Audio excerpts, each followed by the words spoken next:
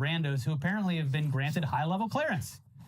And it goes without saying, but regardless of whatever tech background these cronies have, the stuff TTS works on is not the kind of thing you want to be messing around with lightly. Remember all the weird outages and glitches early on in Twitter 2.0?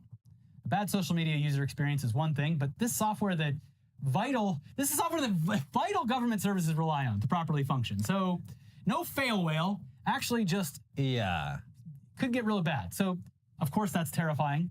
Unfortunately, Twitter isn't real life is no longer a valid statement. And here's something possibly even more terrifying via the Washington Post. David A. Lebrick, who served in non-political roles at Treasury for several decades, announced his retirement Friday in an email to colleagues obtained by the Washington Post. President Donald Trump named Lebrick as acting secretary upon taking office last week. Lebrick had a dispute with Musk's surrogates over access to the payment system the U.S. government uses to disperse trillions of dollars every year, the people said. The exact nature of the disagreement was not immediately clear, they said. Officials affiliated with Musk's Department of Government Efficiency have been asking since after the election for access to the system, the people said. Requests that were reiterated more recently, including after Trump's inauguration. Tom Kraus, a Silicon Valley executive who has now been detailed to Treasury, is among those involved, the people said. Kraus did not respond to requests for comment. Come on, let me just see it. Let me into the payment system. Securing B. Come on. Come on, I just want to take a look at it. Dad said I could look at it. Typically, only a small number of career officials control Treasury's payment systems. Run by the Bureau of the Fiscal Service, the sensitive systems control the flow of more than $6 trillion annually to households, businesses, and more nationwide. Tens, if not hundreds of millions of people across the country rely on the systems, which are responsible for distributing Social Security and Medicare benefits, salaries for federal personnel, payments to government contractors and grant recipients, and tax refunds, among tens of thousands of other functions. The possibility that government officials might try to use the federal payment system, which essentially functions as the nation's checkbook, to enact a political agenda is unprecedented, said Mark Mazur, who served in senior Treasury Department roles during the Obama and Biden administration. This is a mechanical job. They pay Social Security benefits. They pay vendors, whatever. It's not one where there's a role for non-mechanical things, at least from the career standpoint. Your whole job is to pay the bills as they're due, Mazur said. It's never been used in a way to execute a partisan agenda. You have to really put bad intentions in place for that to be the case. Also, goes without saying, but Elon Musk famous for not paying his bills. So when he sees a bill to be paid, he's going to actively ignore that bill. Yeah, I mean, it was one thing when he was stiffing landlords. I almost was on his side with that. Yeah. But if you're stiffing like grant recipients and federal employees and Social Security recipients, eventually, if the systems fail. Also, like, even though they supposedly rescinded like the funding freeze, there's a bunch of people, particularly in the sciences, who are living off grants, who are the money spout is still turned off for them, and they're all freaking out because they were already pretty underpaid as like researchers and shit. And now they're just like, I have to like talk to my landlord and see if they, like, I'm fucked. So it somehow though gets worse. Here's Reuters. Aides to Elon Musk, charged with running the U.S. Government Human Resources Agency, have locked career civil servants out of computer systems that contain the personal data of millions of federal employees, according to two agency officials. Two officials who spoke to Reuters on condition of anonymity for fear of retaliation said some senior career employees at OPM have had their access revoked to some of the department's data systems. The systems include a vast database called Enterprise Human Resources Integration, which contains dates of birth, social security numbers, appraisals, home addresses, pay grades, and lengths of service of government workers, the officials said. We have no visibility into what they are doing with the computer and data systems, one of the officials said. That is creating great concern. There is no oversight. It creates real cybersecurity and hacking implications. Officials affected by the move can still log on and access functions such as email, but can no longer see the massive data sets that cover every facet of the federal workforce. Oh, good. Oh, good. Seems bad. A team including current and reports directly to Scales graduated from high school in 2023. Did you see when she blinked? Yeah. Everything's vibe-based and to run the OPM. But already in place, according to sources, are a variety of people who seem ready to carry out Musk's mission of cutting staff and disrupting the government. Amanda Scales is, as has been reported, the new chief of staff at the OPM. She formerly worked in talent for xAI, Musk's artificial intelligence company, according to her LinkedIn. Before that, she was part of the talent and operations team at Human Capital, a venture firm with investments in the defense tech startup Anduril and political betting platform Kalshi. Before that, she worked for years at Uber. Her placement in this key role, experts believe, seems part of a broader pattern of the traditionally apolitical OPM being converted to use as a political tool. Just face value. You're not beating the lizard person accusations with a name like Amanda Scales. Sorry. Did you see when she blinked? Yeah. Everything's vibe-based, and a name like Amanda Scales not gonna... Hold on, wait, go back to that frame right there. You see those eyes? They flickered.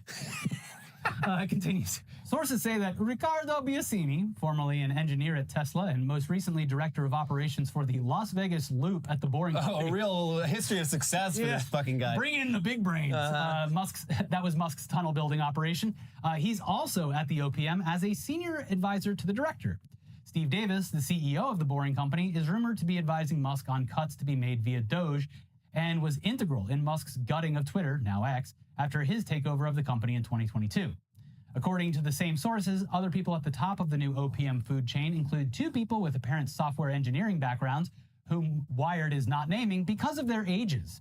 One, a senior advisor to the director, is a 21-year-old whose online resume touts his work for Palantir, the government contractor and analytics firm co-founded by billionaire Peter Thiel, who is its chair. The former CEO of PayPal and longtime Musk associate, Thiel is a Trump supporter who helped bankroll the 2022 Senate campaign of his protege, Vice President J.D. Vance.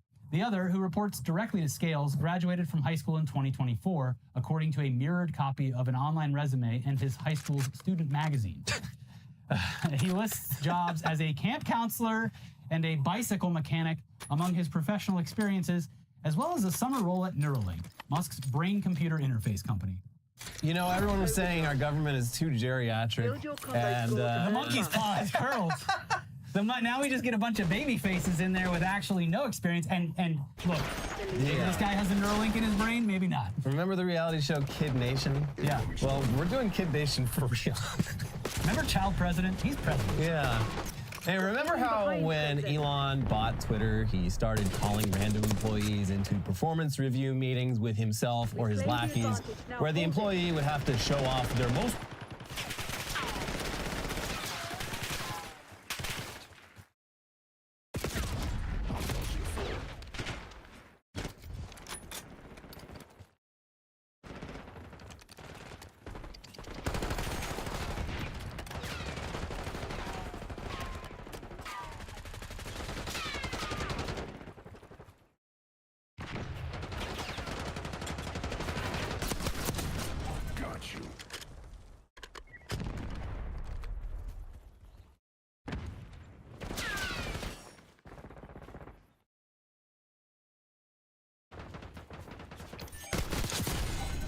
Down.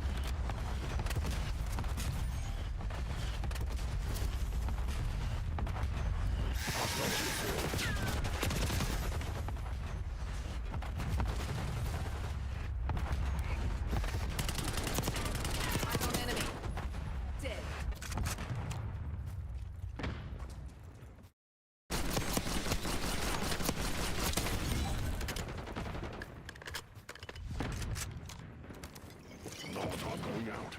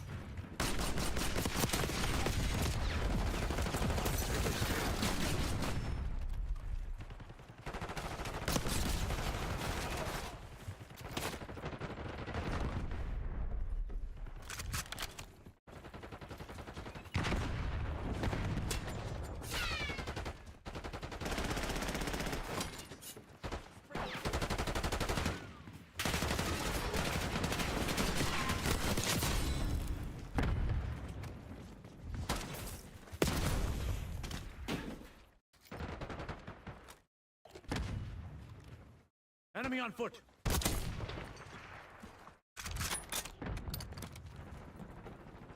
That's fine.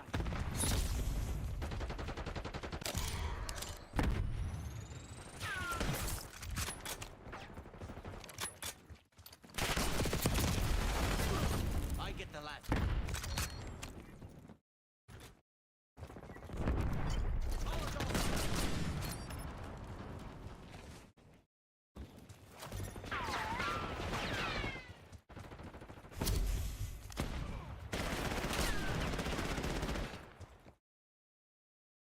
Hostile UAV. Straight ahead.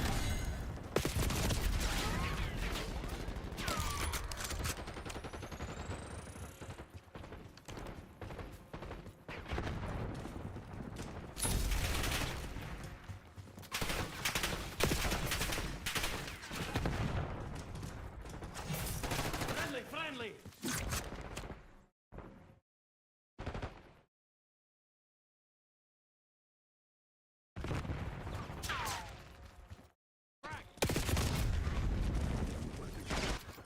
Foot mobile.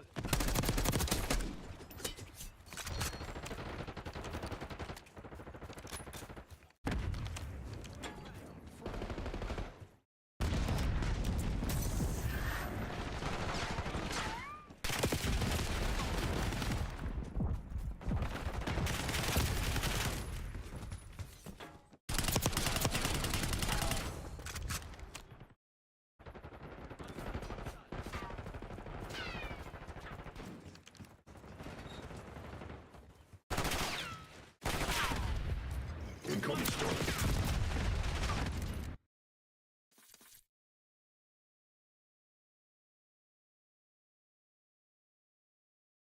Most impressive lines of code, despite Musk and his lackeys having no understanding of how Twitter worked and therefore no contextual basis to judge any of that code by. You remember that?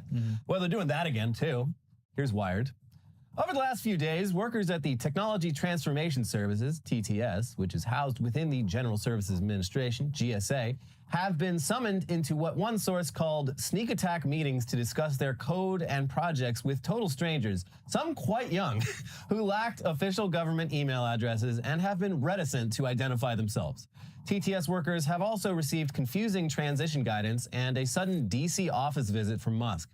TTS helps develop the platforms and tools that underpin many government services, including analytics tools and API plugins that agencies can use to deploy tech faster. This means that the group has access to troves of government data and systems across agencies. That access is useful for standardizing the many, not always interoperable systems that the federal government uses, but could also provide invaluable information to a private company or be weaponized against government employees and citizens. Cool, cool, cool, very cool. Yeah. We love it. Now, Musk has appointed one of his Tesla engineers to run TTS, but the code review meetings have been with random Musk allies who just barge in and sometimes refuse to even identify themselves, including multiple college-aged randos who apparently have been granted high-level clearance. And it goes without saying, but regardless of whatever tech background these cronies have, the stuff TTS works on is not the kind of thing you want to be messing around with lightly. Remember all the weird outages and glitches early on in Twitter 2.0? A bad social media user experience is one thing, but this software that vital. This is software that vital government services rely on to properly function. So no fail whale. Actually, just could get real bad. So of course that's terrifying. Unfortunately, Twitter isn't real life is no longer a valid statement. And here's something possibly even more terrifying via the Washington Post. David A. Lebrick, who served in non-political roles at Treasury for several decades, announced his retirement Friday in an email to colleagues obtained by the Washington Post. President Donald Trump named Lebrick as acting secretary upon taking office last week. Lebrick had a dispute with Musk's surrogates over access to the payment system the U.S. government uses to disperse trillions of dollars every year, the people said. The exact nature of the disagreement was not immediately clear, they said. Officials affiliated with Musk's Department of Government Efficiency have been asking since after the election for access to the system, the people said. Requests that were reiterated more recently, including after Trump's inauguration. Tom Krause, a Silicon Valley executive who has now been detailed to Treasury, is among those involved, the people said. Krause did not respond to requests for comment. Come on, let me just see it. Let me into the payment system. Come on. Come on, I just want to take a look at it. Dad said I could look at it. Typically, only a small number of career officials control Treasury's payment systems. Run by the Bureau of the Fiscal Service, the sensitive systems control the flow of more than $6 trillion annually to households, businesses, and more nationwide. Tens, if not hundreds of millions of people across the country rely on the systems, which are responsible for distributing Social Security and Medicare benefits, salaries for federal personnel, payments to government contractors and grant recipients, and tax refunds, among tens of thousands of other functions. The possibility that government officials might try to use the federal payment system, which essentially functions as the nation's checkbook, to enact a political agenda is unprecedented, said Mark Mazur, who served in senior Treasury Department roles during the Obama and Biden administrations. This is a mechanical job. They pay Social Security benefits. They pay vendors, whatever. It's not one where there's a role for non-mechanical things, at least from the career standpoint. Your whole job is to pay the bills as they're due, Mazur said. It's never been used in a way to execute a partisan agenda. You have to really put bad intentions in place for that to be the case. Also, goes without saying, but Elon Musk famous for not paying his bills. So when he sees a bill to be paid, he's going to actively ignore that bill. Yeah, I mean, it was one thing when he was stiffing landlords. I almost was on his side with that. Yeah. But if you're stiffing like grant recipients and federal employees And Social Security recipients, eventually, if the systems fail. Also, like, even though they supposedly rescinded like the funding freeze, there's a bunch of people, particularly in the sciences, who are living off grants, the money spout is still turned off for them, and they're all freaking out because they were already pretty underpaid as like researchers and shit, and now they're just like, I have to like talk to my landlord and see if they, like, I'm fucked. So yeah, it somehow though gets worse. Here's Reuters.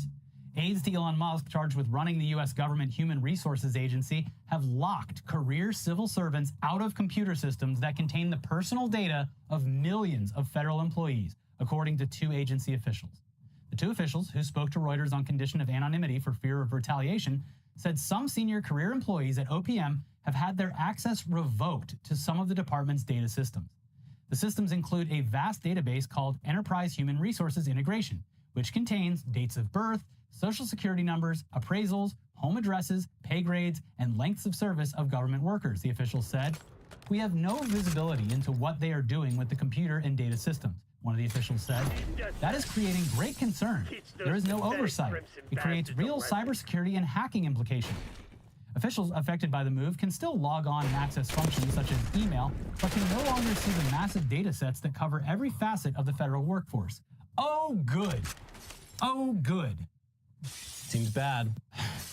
A team including current and former employees of Musk assumed command of OPM on January 20th, the day Trump took office. They have moved sofa beds onto the 5th floor of the agency's headquarters, which contains the director's office and can only be accessed with a security badge or a security escort, one of the OPM employees said. The sofa beds have been installed so the team can work around the clock, employees said. God, can you imagine the smell? Musk, a major donor to a famously demanding boss, installed beds at X for employees to enable them to work longer when, in 2022, he took over the social media platform formerly known as Twitter. It feels like a hostile takeover, the employee said. The acting head of OPM, Charles Ezell, has been sending memos to the entire government workforce since Trump took office, including Tuesday's offering federal employees the chance to quit with 8 months' pay. No one here knew that the memos were coming out. We are finding out about these memos the same time as the rest of the world, one of the officials said. So yeah, he's assuming direct control over a bunch of vital, previously non-political and largely independent aspects of government, and boxed out everyone who actually knows what they're doing. And this guy, by the way, unelected, bought his way in. Whether he fucks everything up on purpose or fucks everything up because he's completely out of his depth, everything is getting fucked up. The guy who's essentially running the US government right now is someone who was never even elected and hasn't heard the word no in decades, and also can't fathom that anyone else on earth could be smarter than himself on any subject, and is allegedly just railing ketamine all throughout the day and night, all the livelong day. And he's also a fascist, so you can't forget that part. He's out there doing it. It feels like years ago, but the guy currently running our government did a Nazi salute on stage just last week, twice, and then appeared at a rally to endorse Germany's most popular fascist party. And that's a good point to pivot to some news that's still related to all this other bullshit, but only tangentially, and is also bizarre enough to qualify as weird news and not just the news, which has been overtaken over the past couple of years. When Elon did those Nazi salutes, the go-to response to anyone defending it or minimizing it was, okay, then do it. Get on camera and do the very innocent gesture that Elon did. One local politician in Pennsylvania quickly found out the hard way that without $400 billion and the protection of the president, doing the Sieg Heil, it's a great way to speedrun losing your job. And this week, it happened again. America, as far as I could see, is the only country fighting for life. And that's down to you guys. So God bless all of you for what you're doing. Please keep doing it. I hope that I can encourage you. And my heart goes out to you. God bless. Okay, so that was Father Calvin Robinson's closing remarks during a speech at the National Pro-Life Summit on Wednesday. And as weird as it is seeing a priest do a fascist salute, it's just the tip of the iceberg for what turns out to be a very weird dude. For starters, before entering the priesthood, he was very active in conservative politics in the UK, running for office multiple times unsuccessfully, and also writing for conservative outlets and appearing as a conservative talking head on TV. Back in 2020, he started the process of becoming an ordained deacon in the Church of England, but was eventually rejected for being an outspoken crank. He then began joining and leaving a string of increasingly niche denominations, first switching teams to the Free Church of England, where he was successfully ordained as a deacon, then the Nordic Catholic Church, where he was ordained as a priest, then the Anglican Catholic Church, which brought him to the US. That's 4 Christian denominations in less than 4 years, and he's gonna have to find a new one again, folks, because here's The Guardian. A Michigan priest with the Anglican Catholic Church has been removed from his position for making what appears to be a Nazi salute. Calvin Robinson, who held the title of priest in charge at St. Paul's Anglican Catholic Church in Grand Rapids, Michigan, performed the gesture at the end of a 25 January speech at the National Pro-Life Summit in Washington, D.C. The priest appeared to quote Elon Musk, saying, "My heart goes out to you," before mimicking his straight-arm motion. And then doing a winking grin. Yeah, it's okay, because Elon did it, right? Yeah. According to a statement on the Anglican Catholic Church's website, Robinson's license in the church was subsequently revoked, and he will no longer serve as a priest. We believe that those who mimic the Nazi salute, even as a joke or an attempt to troll their opponents, trivialize the horror of the Holocaust and diminish the sacrifice of those who fought against its perpetrators, the statement reads, and that statement's correct. Yeah. Such actions are harmful, divisive, and contrary to the tenets of Christian charity. Robinson posted a statement on his Facebook page on Wednesday defending the gesture as a joke, in mockery of the hysterical liberals who called Elon Musk a Nazi for quite clearly showing the audience his heart was with them. For the record, in case it needs saying, I am not a Nazi, he wrote. Yeah, I don't know much about the Anglican Catholic Church because the Anglican Church and the Catholic Church were, up until this moment, 2 different things, to my understanding. But I guess there's a hybrid out there.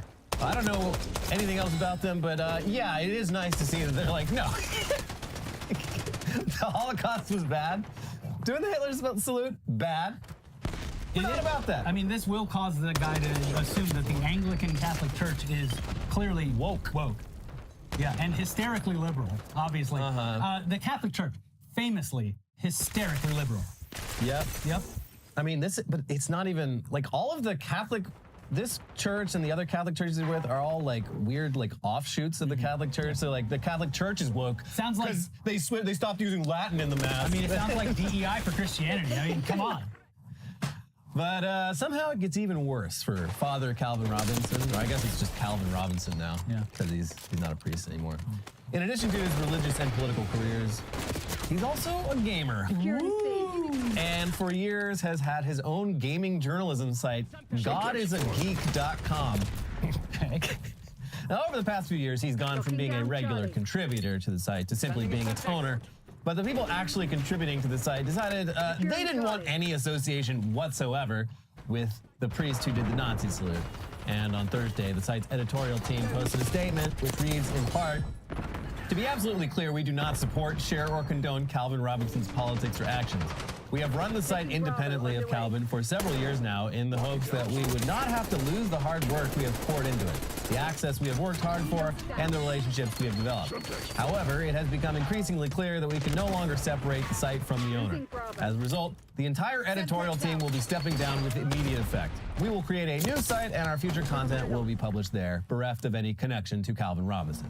It'll be hard to start again, hard to walk away from the work we've done here off our own backs, but this is the right thing to do." And surely that is not the last we'll be hearing about the gamer priest. And it's nice to add a new character to the roster. Certainly not the last time we hear about people doing a very ironic "my heart goes out to you" salute as well. Yeah. There was this isn't directly related, but the UFC fighter that said some Nazi shit, and then Dana White was like, "Yeah, it's pretty bad, but freedom of speech, so we're not going to kick him out of the UFC." He basically was like, "I did my own research on Adolf Hitler, and it turns out totally fine." Interesting. Until he did meth. He did make that clarification. Oh, he did meth and then he decided he didn't like Hitler? Yeah, no. And then Hitler became a bad guy after that. Oh, Hitler went bad when Hitler started doing the meth. That's the UFC guy saying that. I mean, zero repercussions. If that's what you need to tell yourself to avoid doing meth, it's not the best, but... Meth. Not even once. Yeah, imagine if Hitler had only just not picked up that meth pipe. Yeah. If only he had done an elephant-sized amount of ketamine instead. Yeah, look at how efficient things would be. Yeah.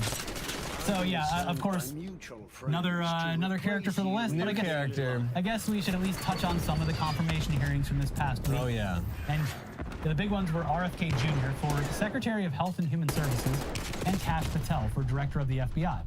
Two absolute cranks with negative expertise in the jobs that they'll be doing. And for the most part, both men spent their time in the Capitol shamelessly downplaying or denying their very well-documented quackery. For RFK, he was mainly grilled on his decades-long history of being a prominent anti-vaxxer, which is a big red flag for someone who will be in charge of millions of people's health care. Well, here's some clips. You have started a group called the Children's Health Defense. You're the originator. Right now, as I understand it, on their website, they are selling what's called onesies. These are little things, clothing for babies. One of them is titled Unfaxed, Unafraid. Next one, and they're sold for $26 a piece, by the way. Next one is No Vax, No Problem.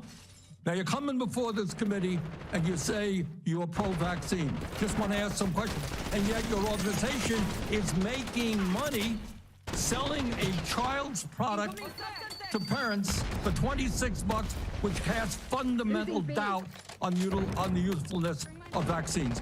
Can you tell us now that you will, now that you are pro-vaccine, that you're going to have your organization take these products off the market? Senator, I have no power over that organization. I'm not part of it. I resigned from the board. Yeah, that was just a few months ago. You founded that. You certainly have power. You can make that call. Are you supportive of this? I've had nothing to do with Are you supportive of these onesies? I'm supportive of vaccines. Are you supportive of this clothing, which is militantly anti-vaccine? I am supportive of vaccines. I will. I want good science, and I want to protect. But you will not tell the organization you founded not to continue selling that product. Thank you, Mr. Chairman. You have compared the CDC's work to Nazi death camps. You've compared it to sexual abusers in the Catholic Church. You've also said that many of them belong, this is a direct quote, Many of them belong in jail. For me, those are disturbing characterizations of the CDC workers that I know who are trying to keep the American public safe every single day. And as you are presented as the nominee for this position, I need to know, do you stand by those statements that you made in the past, or do you retract those previous statements? Senator, I don't believe that I ever compared the CDC to Nazi death camps. I support the CDC. My job is not to dismantle or harm the CDC. My job is to empower the scientists if I'm privileged to be confirmed. So you retract those statements? I'm not retracting it. I never said it. Well, actually, I have a transcript. Of me saying that it's a Nazi death camp. Let me read your words. It says that the institution CDC and the vaccine program, your description of their work, is more important than the children that it's supposed to protect. And you know, it's the same reason we had a pedophile scandal in the Catholic Church. It's because people were able to convince themselves that the institution of the church was more important than these little boys and girls who were being raped. That's pretty provocative language. You said in another statement to me, this is like Nazi death camp. I mean, let me finish. It's time to make sure that we blow the whistle on actually what your views are. At least we're starting. We need to move Senator, on. I support the measles vaccine. I support the polio vaccine. I will do nothing as HHS secretary that makes it difficult or discourages people from taking either of those Anybody vaccines. who believes that ought to look at the measles book you wrote saying parents have been misled into believing that measles is a deadly disease. That's not true. And I quote, "We should not be giving Black people the same vaccine schedule that's given to whites because their immune system is better than ours." Can you please explain what you meant? There's a series of studies, I think most of them by Poland, that show that to particular antigens that Blacks have a much stronger reaction. There's differences in reaction to different products by different races. So I have 17 seconds left. Let me just ask you then. So what different vaccine schedule would you say I should have received? What different vaccine schedule should I have received? I mean, the Poland article suggests that Blacks need fewer antigens than... This is so dangerous. So you get the same measles vaccine. Mr. Kennedy, with all due respect, that is so dangerous. Your voice would be a voice that parents would listen to. That is so dangerous. Say that COVID-19 was a genetically engineered bioweapon that targets Black and white people, but spared Ashkenazi Jews and Chinese people. I didn't say it was deliberately targeted. I just quoted an NIH-funded and NIH published study. Did you say that it targets Black and white people but spared Ashkenazi Jews? I quoted a study, Your Honor. I quoted an NIH study that showed that I'll take that as a yes. I have to move on, I have to move on. Did you say that Lyme disease is highly likely a materially engineered bioweapon? I made sure I put in the highly likely. Did you say Lyme disease is a highly likely militarily engineered bioweapon? I probably did say that. Did you say that? And that's what the developer of Lyme I want all of our colleagues to hear it, Mr. Kennedy. I want them to hear it. You said yes. Did you say that exposure to pesticides causes children to become transgender? No, I never said that. Okay, I have the record that I'll give to the chairman, and he can make his judgment. And at one point, he seems to have almost certainly popped a Zin and tried to be real sly about it, which is the funniest thing to do at a job for a health and human services. It almost makes him relatable, if not for the fact that he is presenting himself as this paragon of like health wisdom when, like, first of all, like, even more than usual, he seemed very unhealthy there in the Capitol. He's coughing, he's shaking, his voice is even more annoying than usual. The best comparison I saw was that someone posted, like, it's another day of Trump appointees who all vaguely resemble garbage pail kids. Yeah, I mean, I'd put, RFK is more like a Dick Tracy villain. He is, yes. Marble mouth. He's He's very red. He's very red. But yeah, popping a Zyn when you're being confirmed to run the nation's health is wild. Yeah. Also, at one point, his extended family member was like, yeah, when I was younger, he used to just blend up a bunch of animals in a blender. Wait, what? Yeah, for like hunting purposes or whatever, but still a very sick thing to do. Yeah, that's kind of gross. Yeah. Well, anyway. And that's not even the weirdest thing we've heard about him in animals, so. Yeah, this guy, there's something, I mean, at least he's not in charge of health and animal services. It's just very funny that in this country, it's like right out of the gate, a family member's like, yeah, he blends animals. And it's like, well, okay, let's hear him out, though. Let's hear about what he has to say about medicine. It is pretty funny that the only reason anyone cares about RFK Jr. is that he is a Kennedy. Yeah. But every other Kennedy fucking hates his guts. Yes. Kind of seems to contradict each other. Yeah. Because, I don't know. Anyway, then there was Kash Patel, whose hearing similarly consisted largely of Democratic senators reading his own statements back to him and asking him, this you? And him being like, I don't think so. And in pretty much every case, Patel said no, but in a roundabout way that maybe doesn't meet the threshold for straight up perjury, but I don't know, might. There was like multiple things he said that were just straight up fucking lies, but he'd do it in a way where he was like, I don't know. Yeah, the human brain is fallible. I don't remember. Yeah. He denied his documented direct support for the January 6th rioters. He denied that he's an election denier, despite denying the 2020 election results. He denied that he has an enemies list, despite publishing his enemies list in a book. And he claimed to outright reject QAnon, despite putting QAnon references in a children's book he wrote and appearing on many QAnon podcasts. Anyway, here's some clips from that. You said that Donald Trump has every right to tell the world that in 2020, 2016, and every other election in between was rigged by our government because they were. Yes or no, did you say that? I don't have that statement in front of me. Okay, that was from August 27th, 2023 Thrive Time show. I'll put it on the record. These claims made in that statement were rejected by courts, including by Republican judges. Is that correct? I don't have enough of the facts in front of me to make that assessment. I will put that statement on the record, but I think everyone in this committee, including the Republican members, knows that these statements were rejected by courts. Stu Peters, does that name ring a bell? I'm sorry, what? Are you familiar with Mr. Stu Peters? Not off the top of my head. He made 8 separate appearances on his podcast. He promoted outrageous conspiracy theories and worked with a prominent neo-Nazi. I have a question to see if you can do that. Mr. Patel, did Donald Trump lose the 2020 presidential election? Yes or no? President Biden's election was certified. He was sworn in and he served as the president of the United States. Once again, the people who are 100% loyal to President Trump cannot answer that question. It is alarming that you want to be an FBI director who cannot answer a simple question, factual question. Have you referred to the media as the most powerful enemy of the United States that they have ever seen? Is that right?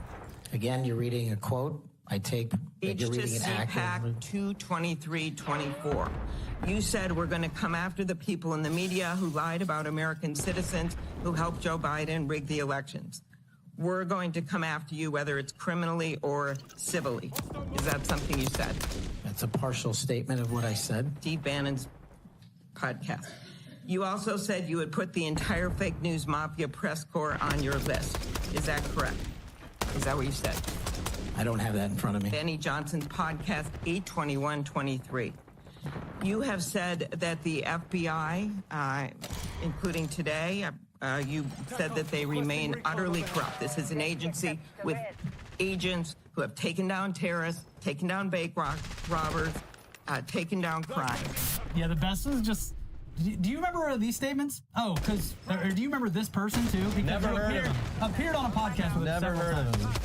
Anyways, there's so much awful shit that we didn't get to, but let's just close out the Trump news now with something super dumb, but also not very consequential, at least in our opinion. They're trying to put his face on Mount Rushmore. Everyone already hates Mount Rushmore. Yeah. Why not make it even more hated? Now, this might upset you if you happen to like Mount Rushmore and dislike Donald Trump, but if you're like us and see it as a tasteless work of vandalism that desecrates sacred Native American land and disfigures an otherwise pristine natural landscape, then putting Trump's face up there alongside Washington, Jefferson, Roosevelt, and Lincoln just serves to further highlight Mount Rushmore's stupidity and hideousness. Just awful. Yeah. And it's not even that big or cool, because Crazy Horse is right down the street, way more impressive. Before I even understood a lot of like the context around it, what ruined Mount Rushmore to me was seeing a wide shot of it and seeing that they never cleaned up the work site, and there's just like rubble. Yeah, there's just so much rubble right below it. Yeah. They couldn't be bothered to like at least spread those rocks around or haul it away, so they just made a big old mess. It's like painting someone's house and just leaving a bunch of fucking like splotches all over the place. Yeah. I don't know, not my problem. But here's the South Dakota Searchlight.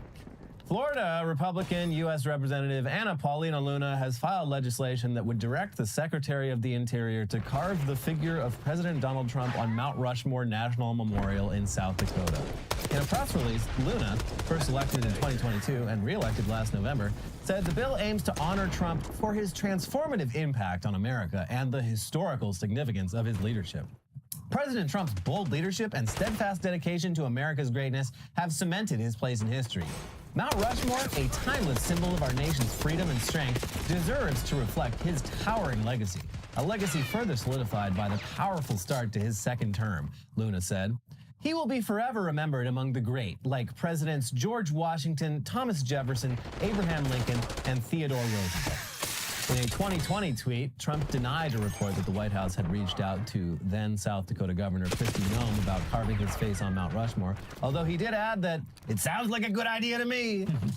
Noem, who was confirmed as Trump's Homeland Security Secretary on Saturday, gave Trump a bust of Mount Rushmore that included his face in 2020 when she was still governor. I've been there. And hi, my aunt who's watching me lives there. But yeah, it is kind of like the Hollywood sign where you roll up and you're like, that's it? And the only good thing about this is it's actually surrounded by beautiful natural landscape. Yeah. It's also, I mean, it's big, but you know, in the context of a wide open landscape, it's not big either. No, it's very. You roll up and you're like, oh, okay. But then you see Crazy Horse, massive. Is that the Stone Mountain one? No, Crazy Horse is like just down the road from Mount Rushmore. Oh, okay. Yeah. On native land. Oh, yeah, that one's pretty nuts. Yeah. Yeah, I still think Stone Mountain is like even more egregious than Mount Rushmore. Yeah, but a lot of that too is because of who's depicted on it, and the alternative history they present in the laser light show that they project on the mountain. Like it's just cope. It's like cope carved into the mountain. Anyway, that's enough Trump for now. We've got the headlines half of the show coming up. But first, we got to let you know that this video is sponsored by Turtle Beach. Winter has arrived, but don't panic. It's not a bad thing. It's an excuse. An excuse to cancel all plans, slap on your Turtle Beach headset, and game until the sun finally decides to come back. For a marathon winter gaming session, you're gonna want the world's most comfortable headset with superhuman hearing technology. Turtle Beach's new Gen 3 Stealth 700 headset picks up so much crystal clear sound, it's basically cheating. Even if the snowblower is going off outside, you'll hear every footstep, every reload, every enemy sneaking up on you like they're stomping through your living room in tap dancing shoes. And Turtle Beach headsets are so freaking comfortable, you'll feel like you're wearing a marshmallow cloud pillow on your head. Best of all, the Stealth 700 has the industry's first ever cross-play dual wireless transmitter system. That means you can seamlessly switch between your consoles and PC with just the click of a button. It's even... All right, now it's time for the weirdest, wildest, craziest headlines from around the world, starting with... Across all ages and demographics, test results show Americans are getting dumber. Nope, it's DEI. Yeah, if you just remove all the DEI, Americans are actually the smartest they've ever been. Eventually, we're going to get to the point where Trump is like, there's a conspiracy that they're making white Americans dumber on purpose. Mm-hmm. Yeah. Something they're putting the chemtrails in the water. This is definitely the result of social media, phones, A lot of things. I think COVID. COVID made COVID. They've demonstrated that getting COVID, especially getting COVID multiple times, does like Make you dumber. lower your IQ points. Also, yeah, there's the isolation from that time. The social interaction between children also affected. It is strange though, because like up until very recently, IQ test scores were going up at a steady rate. Yeah. And no one was like exactly sure why, but they're like, yeah, it seems people are getting smarter. But I guess we peaked. Yeah. Now it's time to buy the dip. Anyone who is actually smart, this is your time to shine. Yeah. Actually, no, it's not, because no one's gonna hire you, especially not the government. But we're bringing lead paint back. We gotta keep everyone dumber. Folks, I've made an executive order. The gasoline is leaded again. It got that sweet smell. I mean, they might have to with all the we're getting cut off from Canadian and Mexican crude oil. And we might have to make some changes, folks. We're putting the lead back in the gasoline. It's got that sweet smell. Yeah. Ooh, we love the smell. We're gonna have a lot more ethanol. A lot of corn production. So there you go. BC man's Sasquatch-seeking expeditions used against him in spousal support case. Yeah, he's claiming disability. I thought I was doing it dog sounds shit. like he did hurt himself real good, but yeah, his ex-wife's paying him spousal support because up in woke Canada, that can happen. The wife pays the man. Or actually, I guess that would be anti-woke. That's a men's rights victory. Yeah. Anyway, she's giving him money, and he's going off on Bigfoot hunting expeditions out in the woods, and she's like, he says he's not able-bodied enough to work, but he's going out into the woods for like weeks at a time looking for Sasquatch. So, Your Honor, I shouldn't be paying him a disability. And the judge was like, yeah, you make a good case. If you're I mean, how much hunting is there with Sasquatch? You're probably just sitting around a whole bunch. Yeah, it seems like it's mostly just an excuse to go camping. Yeah, to be out in the woods. And like, oh geez, we didn't see any Sasquatch this time, but at least we got to like drink beers around a campfire and take in nature's majesty. It is kind of like maybe next time. It's kind of like flat earthers in that way, where it is a burgeoning community. Just something to do. Yeah, it's a community it's a reason of to go outside. people. Whatever it takes, guys. Yeah. And now she's gonna take that away from him? Damn. Yeah. Sucks. OpenAI launches ChatGPT Gov for U.S. government agencies. I'd be terrified if I didn't think this was so stupid. Well, I don't know if this is going to make you feel better or worse, but ChatGPT in the announcement, they're like, we've been hearing from government employees for the last couple years that they're using ChatGPT for fucking everything. So we just made this one like specific for the government. So it's probably, if anything, maybe an improvement over before, but also it's the green light to just like, well, they got ChatGPT Gov, so why would you spend time writing out laws and memos? And also, that if something gets fucked up, it's the computer's fault. Yeah, it seems not good. Yeah, seems like out of all, there's just certain jobs where you want a human being to not be placing their trust in a machine to do the work. Elon, the president, is very upset. His new pizza that he ordered has glue all over it instead of sauce. I got the recipe from the ChatGPT. Mr. President, here's your daily rock. Yes. You must eat that. It keeps you strong. GOPer wants to reduce the penalty for cockfighting and allow the birds to fight robots. Yeah, this is like somewhere in the central U.S. Cockfighting, first of all, I had the rare honor, the rare privilege of actually seeing a cockfight in the Philippines, where it is legal, and it sucked. I did not like it. I'm sure it did not feel good. It was very upsetting. They are, yeah. I mean, most of the cockfights are over pretty quickly. Each of the roosters has like a 6-inch. I don't need to hear about it. They've each got a 6-inch blade on it, so it's good. Most of it, there's like a single kill shot, and it's I guess merciful that way, as opposed to letting them actually fight, which would take a lot longer and be a lot more brutal. But there was one that both of the roosters were stabbing each other repeatedly and not landing a kill shot. And after like 8 excruciating minutes, they both Why are you telling the story? I'm telling this because I don't think cockfighting needs to be legalized for any. I don't think we need to be going backwards on this issue. And also the idea that like it would be less bad if the rooster fights a robot. I'm like, Does that exist? I had to Google this. Like, is there cockfighting robots? No, that's just something they're just like maybe They're gonna someone's fight that looking at. Roomba that they taped the knife to. BattleBots. Folks, we've had BattleBots for like 25 years now. This and so many of the other things that are bubbling up from the GOP, even all the way the people in Washington, are just the fantasies of a 14-year-old boy. Yeah. A lot of the stuff that they're coming up with is just like, I mean, hey, 14-year-olds have Pokemon. They don't need kill roosters. Well, the rooster needs to be alive so they can trap it in that ball. So. Yeah, the cockfighting world is very interesting. They also it's not interesting. It's horrible. I learned it's very strange because they treat it in the Philippines like any other sport. So there's like magazines. All the cocks are on like fucking supplements and like steroids and shit. It's crazy. Very upsetting. I'm not a fan. Don't do this. They got gambling on it. We already got rid of greyhound racing, and horse racing has had a very rough few years, justifiably, because they are. The more you learn about it, the more you're like, oh, this is bad. And they're also like they're pushing the horses more and more to their limits. So like any injury is like career-ending and life-ending. And with the rise and ease of the gambling apps, you're probably going to be seeing a lot more of that stuff. Ugh. Yeah, because it's 24/7, baby. Betting on fucking cockfights on like. I bet on the robot. It's fucked. Oh my god.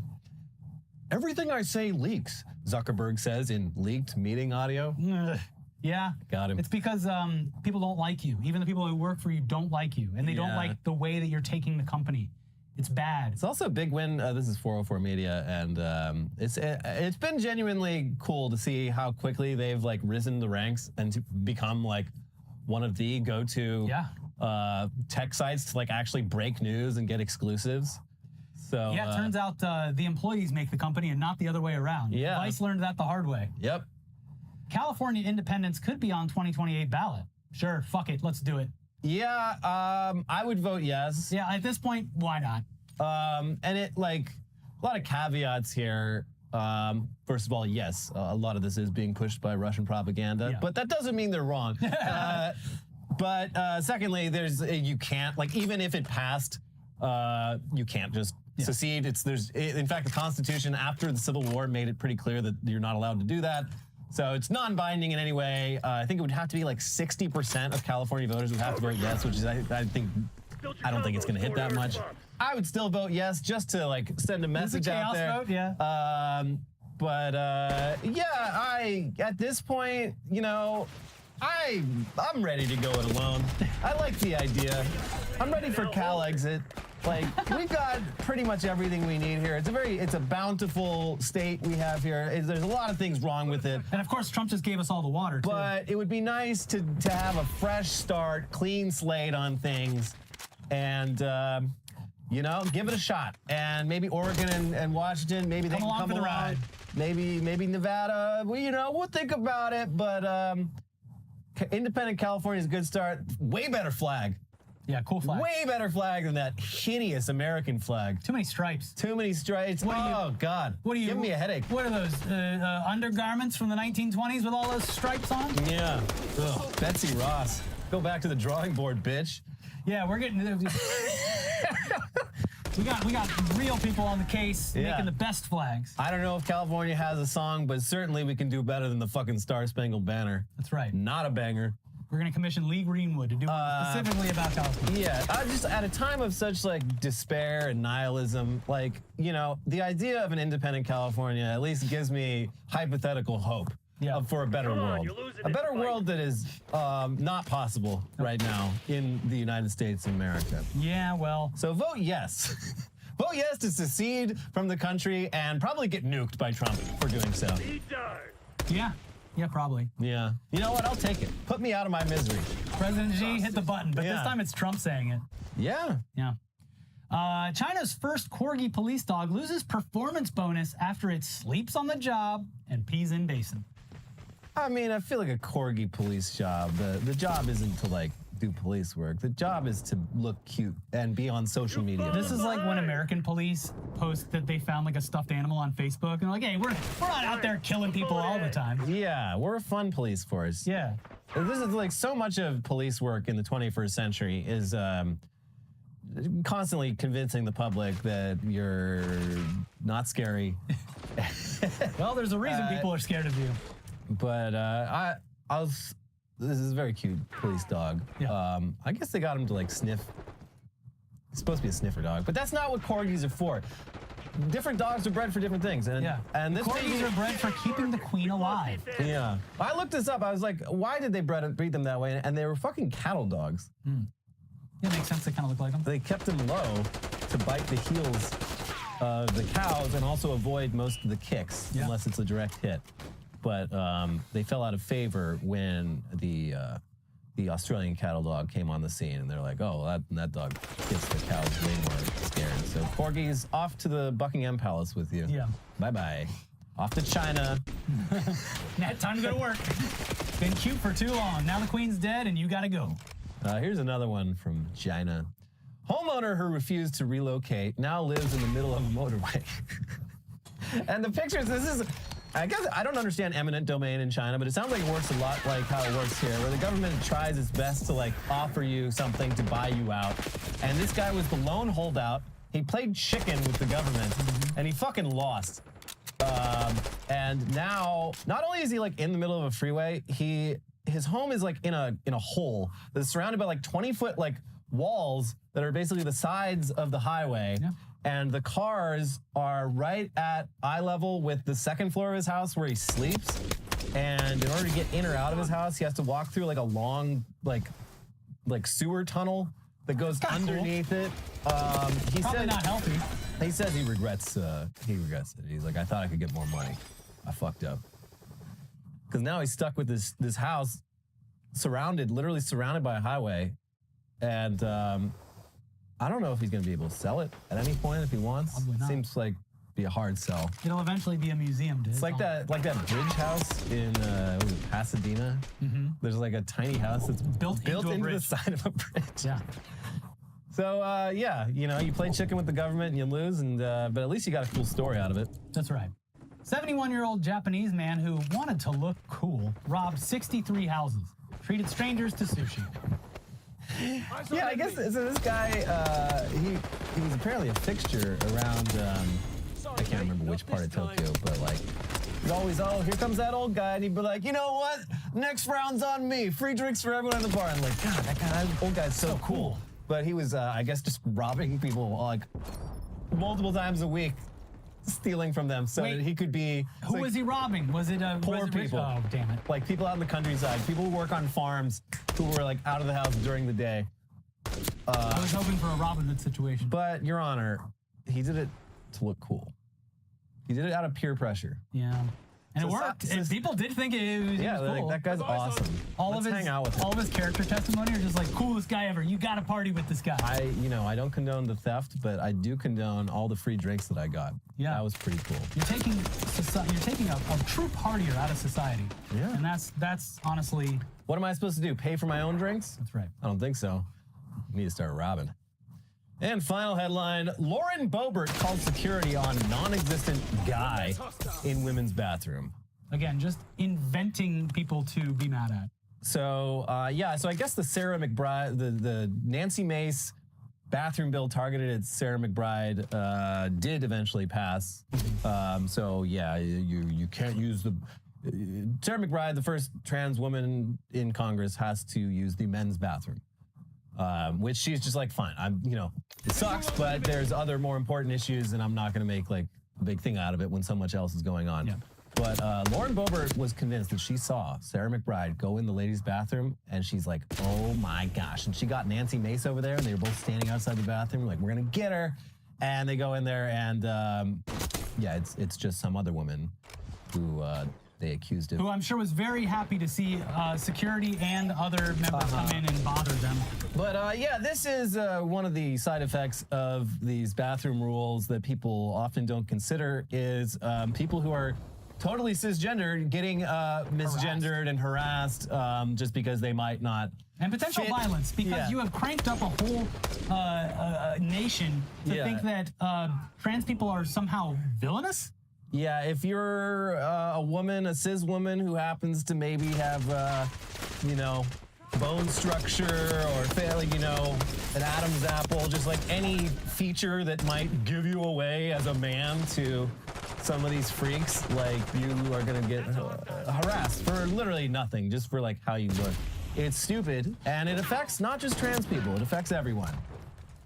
So that's fun. Anyway, woo, that's our episode. Oh, too long. Oh, Jesus.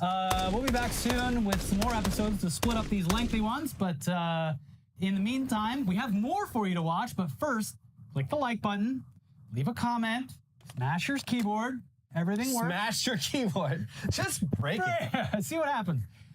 We will not be replacing any keyboards. No. But click the like button. But Turtle Beach has great keyboards. And you can use our discount. Now the videos are popping up there. We got an explainer on the DeepSeek drama that played out and potentially destroyed America's AI supremacy. Yeah. And then we have just more recaps of what's been going on, which is, of course, a lot. And that will continue, unfortunately. But we'll be here with you, covering it all. We'll see you next week. Bye-bye.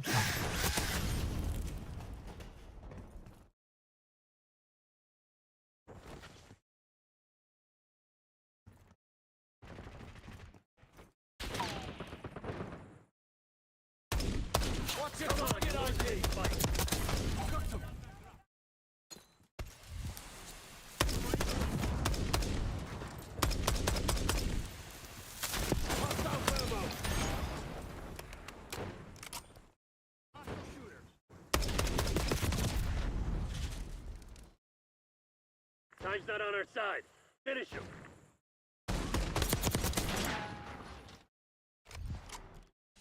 Room, you're always being filmed. I don't wish to bring anybody any more harassment than they've already received, but you have to understand that at this point, I'm kind of being pushed into playing my entire hand. There will be no vague allegations today. There will be no mentions of nukes, only mushroom clouds. I went with the title, Kethels, a case study on internet terrorism and mass media manipulation. This is going to be a cataloging the past year, demonstration of what happens when communities fail to hold their own members responsible, and what comes of the belief that there are no bad tactics, only bad targets. This is going to be a careful documentation of lies. I'm not running around screen sharing people's nudes. I'm not having secret recordings of me in my apartment. Bro, I'll talk about anything all the time ever. Are we serious? So then the question stands, did you Lauren Southern?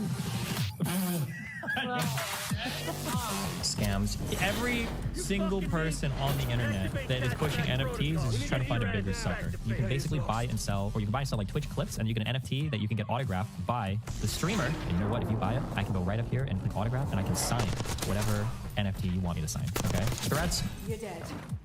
Bullying. Doxing. I literally just doxed that girl. The one that tried to throw egg on me like a week or two ago. Like, I don't give a fuck about like doxing, and an utter lack of accountability. Polina recently confirmed that the sex tapes leaked by Destiny's former Jesus Christ. girl were shared by Destiny without Nice, consent. good one, nice. If she has no legal recourse. I've got a whole bunch of super chats for you.